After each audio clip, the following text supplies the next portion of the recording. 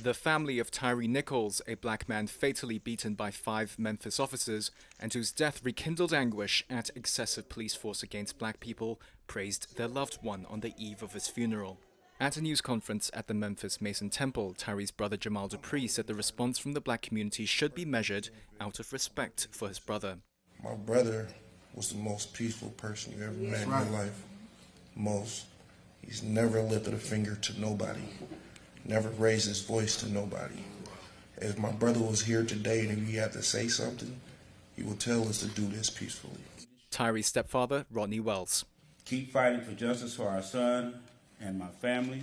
The death of Nichols became the latest high-profile instance of police violence, blamed for deaths of black people and other minorities. The 29-year-old was hospitalized. He died of his injuries 3 days after the confrontation on January 7th, which was captured on camera. The officers involved, who all face murder charges, were dismissed from the Memphis Police Department last week. The incident revived calls for Congress to address police reform and to pass stalled legislation that aims to ban aggressive policing tactics. NAACP's Memphis branch president Van Turner. We want action this time.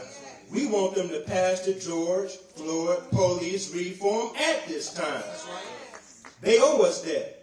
They owe this family that. They owe all the other families who have been hurt, harmed, and brutalized as a result of interactions with law enforcement in this country. And then, when that happens, we got to call on the Tennessee General Assembly.